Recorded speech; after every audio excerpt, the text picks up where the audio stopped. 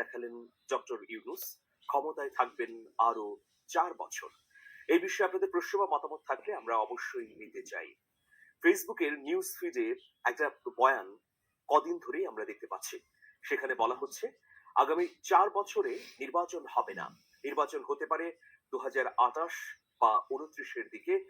এর মধ্যে ডক্টর ইউনূস আন্তর্জাতিক সমর্থন এবং সহায়তা নিয়ে তার দেশপ্রেমিক কিছু যোগ্য মানুষকে কাজে লাগিয়ে দেশটাকে এমন পর্যায়ে উন্নত এবং সমৃদ্ধ করবেন যা গত ৫৪ বছর এদেশের মানুষ চেয়েছিল। এবং এই পুরো ব্যাপারটা হবে সেনাবাহিনীর প্রত্যক্ষ পরোক্ষ সহায়তায়। দেশে আর্মির শাসন আসবে না, কারণ আন্তর্জাতিক সহায়তা বন্ধ হয়। বরং আর্মির সহায়তায় ডক্টর ইউনূসই দেশ চালাবেন। ল অ্যান্ড অর্ডার দেখবে আর্মি, আন্তর্জাতিক সম্পর্ক এবং সহায়তায় দেশকে পুনর্গঠন করবেন ডক্টর মোহাম্মদ ইউনূস। ২০০৮-এর মতো দুর্নীতির বিরুদ্ধে একটা হার্ডলাইন অ্যাকশনে যাবে সরকার। আওয়ামী লীগ, বিএনপি, জামাত, ছাত্রদের নতুন দল সব মিলিয়ে যেই দুর্নীতির সাথে জড়াবে তাকেই পিটাইয়া পিছের চামড়া তুলে ফেলবে। এই প্রসেসে বিএনপি জনপ্রিয়তা হারাবে।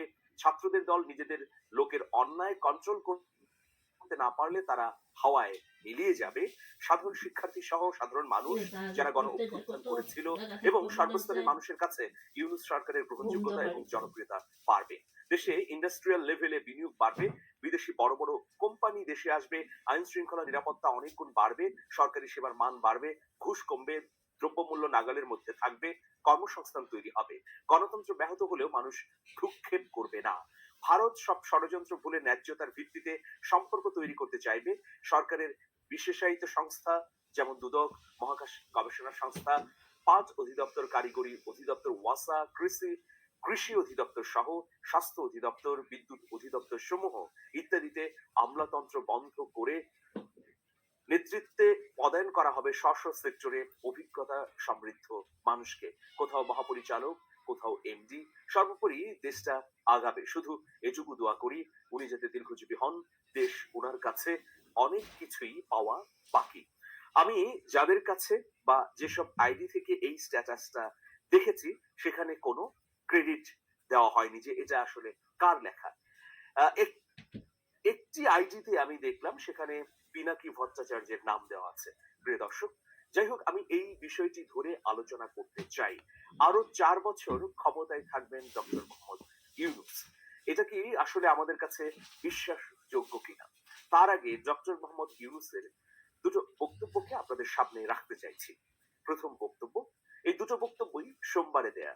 প্রথম বক্তব্যটি হচ্ছে, তিনি বলেছেন বাংলাদেশ দুনিয়ার মাঝে খেলার খেলোয়াড়, ছোট মাছে খেলার খেলোয়াড় না। স্বপ্নের সাধের বাংলাদেশ গঠনে সবাইকে দলবদ্ধ খেলোয়াড় হিসেবে খেলতে হবে। টিম ওয়ার্ক জরুরি এবং বাংলাদেশের যতগুলো টিম আছে তার মধ্যে সবচেয়ে গুরুত্বপূর্ণ হচ্ছে পুলিশ। সোমবার এই বক্তব্য তিনি পুলিশদের উদ্দেশ্যে দিয়েছেন। পুলিশের ঊর্ধ্বতন কর্মকর্তাদের সঙ্গে আইন শৃঙ্খলা পরিস্থিতি নিয়ে বক্তব্য দিয়েছেন তিনি। প্রধান উপদেষ্টা ডক্টর মোহাম্মদ ইউনূস আরো বলেন যে আমরা দুনিয়ার মাঝে খেলার খেলোয়াড়, আমরা ছোট মাছে খেলার খেলোয়াড় না। ওই যে বললাম বাংলাদেশ অপূর্ব একটা দেশ, সে দেশে যারা আমরা দুনিয়ার মাঝে খেলি আমাদের দেখে লোকে হাততালি দেয় যে এরা এসেছে। বাংলাদেশ নেমেছে এবার, ওরকম চাই ওরকম, এবং করতে পারি, আমরা বাস্তবে পারি, আমাদের সেই সুযোগ আছে। সেই সুযোগের কথা বারে বারে বলার চেষ্টা করছি। এই সুযোগগুলো যেন আমরা গ্রহণ করি। প্রিয় দর্শক, আরো কথা বলেছেন মোহাম্মদ ইউনূস। তিনি বলেছেন যে অতীত নিয়ে কান্নাকাটি করার দরকার নেই, নতুনের জন্য আমরা প্রস্তুত এবং করে দেখাবো। এটা মুখে বলার দরকার নেই, কাজে বলবো যে হ্যাঁ এই হলো নতুন বাংলাদেশের পুলিশ বাহিনী। প্রিয় দর্শক, এরপরে তিনি পুলিশের উদ্দেশ্যে আরো কিছু পরামর্শ দিয়েছেন। সোমবার তিনি তার বক্তৃতায় আরো গুরুত্বপূর্ণ কিছু কথা বলেছেন। যেমন আমরা যে স্ট্যাটাসটির কথা পড়লাম, যেটা আসলে ফেসবুকের নিউজ ফিডে সয়লাভ হয়ে গেছে, সেই স্ট্যাটাসের সুতো ধরে আমি ডক্টর মোহাম্মদ ইউনূসের এই বক্তব্যটি সামনে রাখতে চাই। মোহাম্মদ ইউনূস বলেছেন অন্তর্বর্তীকালীন সরকারের হাতে খুব বেশি সময় নেই। আমরা ইতোমধ্যে 7 মাস সময় পার করে এসেছি। আমরা বলেছি ডিসেম্বরে নির্বাচন হবে, কাজেই কি কি সংস্কার করতে চাই করে ফেলতে হবে। প্রিয় দর্শক, এটা হচ্ছে তিনি নিজের আত্মসমালোচনা বোধ থেকে এই উচ্চারণগুলো করেছেন। হঠাৎ করেই কেন এই ধরনের আওয়াজ উঠল যে ডক্টর মোহাম্মদ ইউনূস আরো 4 বছর ক্ষমতায় থাকবেন? প্রিয় দর্শক, এর পেছনে দুটো কারণ রয়েছে। আপনারা জানেন গত 7 মাসে অনেক অভাব অভিযোগের উপর নির্ভর করে এই সরকার তার সময় পার করেছে। কিন্তু এই রমজান ধরি বা রমজানের 7 দিন আগের সময় থেকে যদি আমরা ধরি তাহলে দেখব দুটো বিষয় অসাধারণভাবে বাংলাদেশের মানুষকে মন জয় করেছে। প্রথমত, দ্রব্যমূল্যের নিয়ন্ত্রণ। আমরা গত 20 বছর সময়কে সামনে রাখি যদি দেখব প্রতি রমজানেই দ্রব্যমূল্য লাফিয়ে লাফিয়ে বাড়ে। মধ্যপ্রাচ্য বা অনেক মুসলিম রাষ্ট্রে রমজানে যখন দ্রব্যমূল্য নিম্নমুখী হয় তখন বাংলাদেশে রমজান এলেই দ্রব্যমূল্য দ্বিগুণ থেকে 3 গুণ বাড়ে। কিন্তু এবার একটা অসাধারণ পরিস্থিতি তৈরি হয়েছে, দ্রব্যমূল্য বাড়েনি। বিশেষ করে নিত্য পণ্যের দাম একেবারেই সহনীয় পর্যায়ে রয়েছে। শুধু তাই নয়, রমজানের 1 মাস আগে যেসব পণ্যের স্বাভাবিক দাম ছিল তার চেয়েও কমে গেছে। মানুষ দ্রব্যমূল্য নিয়ে আর কোনো ধরনের ন্যূনতম অভিযোগ করছে না। এটা কোনো বানোয়াট গল্প নয়। আপনারা বাজার যারা করেন, বাজার ঘুরে যারা দেখেন, বা আজকেই চাইলে বা কালকে সকালে আপনি বাজারে গিয়ে দেখতে পারেন। এটা হচ্ছে প্রথম বিষয় যেটা মানুষের সত্যিকার অর্থে মন জয় করেছে। দ্বিতীয় বিষয় হচ্ছে নিরবচ্ছিন্ন বিদ্যুৎ। যারা শহরে আছেন অথবা গ্রামে আছেন, খেয়াল করবেন যে রমজান এলে বিদ্যুতের লোডশেডিং হয়। এই যন্ত্রণা থেকে কিন্তু আমরা দীর্ঘদিন থেকে মুক্ত হতে পারি, কিন্তু এবার দেখছি এবার রমজানে নিরবচ্ছিন্ন ভাবেই বিদ্যুৎ সরবরাহ হচ্ছে। এই দুটো বিষয়ে মানুষ দারুণ ভাবে গ্রহণ করেছে। অনেকে বলছেন যে রমজানে মানুষের মন জয় করলেন ডক্টর মোহাম্মদ ইউনূস, দারুণ ভাবে তিনি খেলে দিলেন। এর বাইরে আমি যদি কূটনৈতিক পরিস্থিতি এবং বৈশ্বিক সম্পর্কের কথা বলি তাহলে বাংলাদেশের বৈশ্বিক সম্পর্ক 5ই আগস্ট গণ অভ্যুত্থানের পর বেড়েছে। এই দেখুন, কদিন আগে 4 দিনের সফরে এসেছিলেন জাতিসংঘ মহাসচিব এন্তোনিও গুতেরেস। তিনি রোববার সকালে বাংলাদেশ ত্যাগ করেছেন। জাতিসংঘের মহাসচিব গণ অভ্যুত্থানের পর বাংলাদেশে এসে গণ অভ্যুত্থানকে মোজা দাগে স্বীকৃতি দিয়েছেন। এর বাইরে ডক্টর মোহাম্মদ ইউনূসের এই অন্তর্বর্তী সরকার নিয়ে নানা ধরনের কথা বা উষ্মা বা তাকে ঘিরে চক্রান্তের ডালপালা যখন বিস্তৃত হচ্ছিল তখন জাতিসংঘের মহাসচিবের এই আগমন অবশ্যই মাইলফলক এবং ইউনূস সরকারকে স্বস্তির মধ্যে নিয়ে গেল। প্রিয় দর্শক, এখন ব্যর্থতার বিষয়গুলো কি আসলে আমাদের সামনে? এই সরকারের সামনে অসংখ্য ব্যর্থতা আছে। এর মধ্যে মোটা দাগে যেটি বলা হচ্ছে বা আমরা দৃশ্যমান দেখছি, কিছু সংখ্যক উপদেষ্টার বিতর্কিত কর্মকাণ্ড। অনেক উপদেষ্টার কর্মকাণ্ড অতীত চরিত্র নিয়ে কথা আছে। তারা ফ্যাসিবাদের নানা ভাবে পৃষ্ঠপোষকতা করছেন, এই অভিযোগ কিন্তু দিন দিনই শানিত হচ্ছে।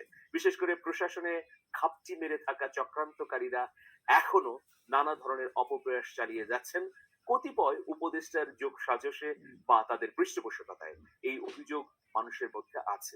দ্বিতীয় বিষয় হচ্ছে আইন শৃঙ্খলার কাঙ্ক্ষিত উন্নতি না হওয়া, যে কারণে আমরা মব দেখছি, আমরা দেখছি বিভিন্ন জায়গায় অস্থির অবস্থা, চাঁদাবাজি এবং অনৈতিক কর্মকাণ্ড। প্রিয় দর্শক, এখন দুটো সফলতার কথা বললাম আপনাদেরকে, যে দুটো মানুষকে আপ্লুত করেছে, আর দুটো ব্যর্থতা মোটা দাগে যেগুলো আবার মানুষকে হতাশার মধ্যে ফেলে দিয়েছে। কিন্তু সামগ্রিক যদি পরিস্থিতি বিবেচনা করি তাহলে এই মুহূর্তে যেহেতু মানুষের দুটো গুরুত্বপূর্ণ বিষয়ে সরকার নজর দিয়েছে, সফল হয়েছে। খানিকটা স্বস্তির মধ্যে আছে সাধারণ জনগণ। এখন ধরুন ডক্টর মোহাম্মদ ইউনূস সরকারের মেয়াদ আসলে কতদিন? আমরা মোহাম্মদ ইউনূসের মুখ থেকেই বিভিন্ন সময়ে যা জানতে পেরেছি যে তিনি যদি ছোট ছোট সংস্কার করেন বা রাজনৈতিক দলগুলো সামান্য সংস্কার চায় তাহলে ডিসেম্বরের মধ্যে নির্বাচন দিয়ে দেবেন, আর যদি বড় সংস্কার চায় রাজনৈতিক দলগুলো ঐক্যমত্যের ভিত্তিতে তাহলে জুনে নির্বাচন হবে। কিন্তু জুনে সমস্যা হচ্ছে যে তখন আসলে বর্ষার সিজন শুরু হবে। তার মানে নির্বাচন যদি হয় হয় ডিসেম্বর নয় মার্চ, আর জুনে চলে গেলে সেটা বরং বিপত্তির মধ্যে পড়বে। তো আমরা ধরে নিতে পারি যে ডিসেম্বর অথবা সর্বোচ্চ জুনের মধ্যেই ডক্টর মোহাম্মদ ইউনূসের এই অন্তর্বর্তী সরকারের মেয়াদ শেষ হচ্ছে। কিন্তু যে বয়ানটা ফেসবুকে দেখা যাচ্ছে যে আরো 4 বছর তিনি ক্ষমতায় থাকবেন।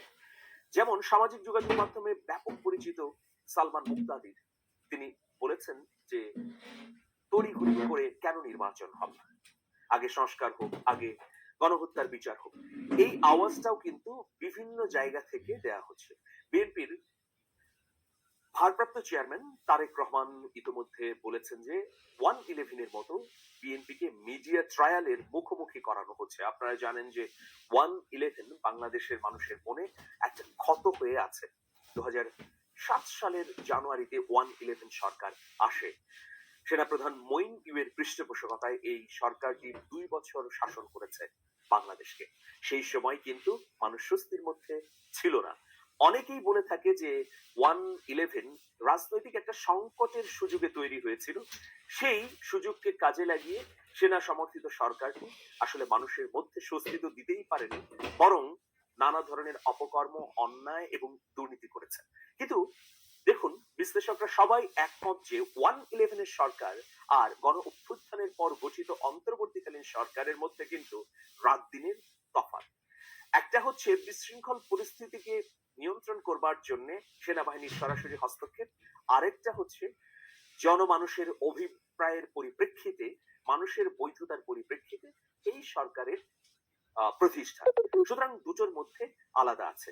এখন আমরা সাদা চোখে দেখি, এই বয়ানটাকে সামনেই যদি আমরা রাখি, ডক্টর মোহাম্মদ ইউনূস কি তার বিগত সময়ের কোনো কর্মকাণ্ডে কথা বা প্রতিশ্রুতি ভঙ্গ করেছেন? তিনি যদিও এনজিও নিয়ে কাজ করেছেন, জাতীয় বা রাষ্ট্রীয় পর্যায়ে তিনি কোনো নেতৃত্ব দেননি, সরকারের নেতৃত্ব দেননি। কিন্তু আমরা যদি তার গ্রামীণ ব্যাংকের পেছনের ইতিহাসগুলো দেখি, অথবা বিশ্বের সঙ্গে তার লেনদেন সম্পর্কের ইতিহাস টানি, তাহলে দেখব যে প্রতিশ্রুতি ভঙ্গ করার ইতিহাস তার মধ্যে খুব একটা দেখা যায় না। মানে তিনি কথা দিয়ে চেষ্টা করেন কথা রাখার, এরকমই আমরা দেখে আসছি। তো তিনি কি আসলে মানুষকে ধোকা দিয়ে, তিনি যে বারবার বলছেন যে ডিসেম্বর অথবা জুনের মধ্যে নির্বাচন হবে, তা না করে বরং ক্ষমতাকে শক্তপোক্ত ভাবে আঁকড়ে রাখবেন, সেনাবাহিনীর সহযোগিতায় বাংলাদেশকে উন্নতির শিখরে নিয়ে যাবেন, এই ধরনের কোন সম্ভাবনা বা আশঙ্কা, যাই বলি না কেন, আছে কিনা? অনেক বিশ্লেষক, অধিকাংশ বিশ্লেষক বলছেন যে এই ধরনের কোন শঙ্কা, আশঙ্কা নেই। কেন নেই, আমি আপনাদের সামনে সেটি উপস্থাপন করছি। প্রথমত, মোহাম্মদ ইউনূস স্পষ্ট করেই বলে দিয়েছেন, এবং তিনি বলেছেন জুলাই সনদে স্বাক্ষরের পরই তিনি নির্বাচনের রোডম্যাপ দিবেন। কিন্তু শুধু নির্বাচনের রোডম্যাপ নয়, প্রিয় দর্শক, আপনারা জানেন যে জনগণের পক্ষ থেকে এই দাবি জোরালো আছে যে নির্বাচনের আগে অবশ্যই গণহত্যার বড় বিচারগুলো সম্পন্ন করতে হবে, সংস্কার কাজ দৃশ্যমান করতে হবে। সেটি ডিসেম্বরে যদি নির্বাচন হয় হোক, সাধারণ মানুষ চাই এর আগেই গণহত্যার বিচার হোক এবং সংস্কার কার্যক্রম দৃশ্যমান হোক। এটা কিন্তু আপনারা যদি জরিপ করেন, প্রত্যেকটা জরিপে এই চিত্রটি উঠে এসেছে। তো সেই জন্য বলছি যে মোহাম্মদ ইউনূস যেহেতু দেশি বিদেশি আন্তর্জাতিক সংবাদ মাধ্যমে এই কথাগুলো বলছেন, নির্বাচনের একটা ডেডলাইন তিনি ঘোষণা করছেন, এর পাশাপাশি তিনি রাজনৈতিক দলগুলোর মধ্যে সমঝোতার জন্য ঐক্যমত্য কমিশনও গঠন করেছেন। প্রথম দফা বৈঠক হয়েছে, দ্বিতীয় দফা বৈঠক 2-3 দিনের মধ্যেই শুরু হতে যাচ্ছে। প্রিয় দর্শক, এইরকম পরিস্থিতিতে তিনি আসলে প্রতিশ্রুতি ভঙ্গ করবেন এই ধরনের আশঙ্কা দেখা যায় না সাদা চোখে। দ্বিতীয় বিষয় হচ্ছে নিজের বৈশ্বিক মর্যাদা এবং অবস্থান বাংলাদেশের প্রধান উপদেষ্টার পদের চেয়ে ডক্টর মোহাম্মদ ইউনূসের অনেক বড় এবং বিস্তৃত। তিনি সারা বিশ্বব্যাপী নিজের ব্যক্তিত্বকে যেভাবে উচ্চকিত করতে পেরেছেন, সম্পর্ককে বিস্তৃত করেছেন, সেটা বাংলাদেশের প্রধান উপদেষ্টার পদের চেয়ে অনেক বড়। সুতরাং তিনি এই ধরনের পদ, মানে এই প্রধান উপদেষ্টার পদে থেকে খুবই এনজয় করছেন, তিনি খুবই লাভবান হচ্ছেন, তিনি এর মধ্য দিয়ে ফায়দা হাসিল করতে চান, এই বয়ানগুলো আপাতত টিকছে না। তৃতীয় বিষয় হচ্ছে 3-0 নীতি বা ক্ষুদ্র ঋণের ধারণা। 3-0 নীতি একটা ধারণা, আরেকটা হচ্ছে ক্ষুদ্র ঋণের ধারণা, যেটার উপর তিনি গ্রামীণ ব্যাংক প্রতিষ্ঠা করেছেন। এই দুটো বিষয়ই কিন্তু সারা বিশ্বে সর্বজন বিদিত। যে কোনো রাষ্ট্রে গেলে তিনি যে কোনো সরকার প্রধানের মতোই সম্মান এবং মর্যাদা পান। বিশ্বের অনেক রাষ্ট্রে ডক্টর মোহাম্মদ ইউনূসকে পাওয়ার জন্য অতিথি হিসেবে মুখিয়ে থাকে। আপনি আইএমএফ বলুন, জাতিসংঘ বলুন, ইউরোপীয় ইউনিয়ন বলুন, সবখানেই কিন্তু মোহাম্মদ ইউনূসের ব্যতিক্রমী গ্রহণযোগ্যতা রয়েছে। এটা তিনি ৮০-র দশক থেকে ধীরে ধীরে ধীরে ধীরে তৈরি করেছেন, সেলফ ব্র্যান্ডিং করেছেন, নিজের অবস্থানকে তুলে ধরার জন্য, নিজের ধারণা, চিন্তা, চেতনাকে সারা বিশ্বে ছড়িয়ে দেওয়ার জন্য অবশ্যই তিনি এক্ষেত্রে সময়, শ্রম, মেধা এবং অন্যান্য সকল অনুষঙ্গের ব্যবহার করেছেন, যার কারণেই আন্তর্জাতিক মানুষে পরিণত হয়েছেন মোহাম্মদ ইউনুস। তো সব মিলিয়ে মোহাম্মদ ইউনুস তিনি ৪ বছর ক্ষমতায় থাকবেন, এটা কল্পনা বিলাসী চিন্তা। এরপর একটা উদাহরণ দিয়ে আমি এই আলোচনা শেষ করব যে আপনারা গুগল ঘেঁটে দেখতে পারেন ডক্টর মোহাম্মদ ইউনুস ১ ঘন্টার বক্তৃতার জন্য ৫ লাখ, দুঃখিত, ১ ঘন্টার বক্তৃতার জন্য তিনি ১,২৫,০০০ আমেরিকান ডলার সম্মানী নেন। এখন এটা বাংলা টাকায় কত? ডলারের মূল্য তো উঠানামা করে। ১ কোটি বা তার চেয়েও বেশি টাকা একটা বক্তৃতার জন্য। বিশ্বের অনেক রাষ্ট্রের অনেক বিশ্ববিদ্যালয়ে সমাবর্তনে তাকে সমাবর্তন বক্তা হিসেবে নিয়ে যায় এবং সেখানে তিনি এই ধরনেরই সম্মানী পান। সুতরাং আমার মনে হয় না যে ডক্টর মোহাম্মদ ইউনুস তার ক্ষমতার মেয়াদকে প্রলম্বিত করবে। কিন্তু বাংলাদেশের মানুষের কাছে যে প্রত্যাশা সেটি হচ্ছে নির্বাচন ডিসেম্বরেই করুন অথবা জুনেই করুন, তার আগে অবশ্যই অপরিহার্য সংস্কার সম্পাদন করতে হবে এবং গণহত্যার বড় বিচারগুলোর দৃশ্যমান রায় দেখাতে হবে। প্রিয় দর্শক, এখন অনেকে বলতে পারেন যে রায় তো আর সরকার দেবে না, কিন্তু না, প্রসিকিউশন টিমের উদ্যোগ প্রচেষ্টার মধ্য দিয়েই তো আদালত রায় ঘোষণা করবে। এখন প্রসিকিউশন টিম যদি দুর্বল হয়, তাদের তৎপরতা যদি জোরালো না হয়, তখন কিন্তু দ্রুততম সময়ের মধ্যে রায় হওয়া সম্ভব।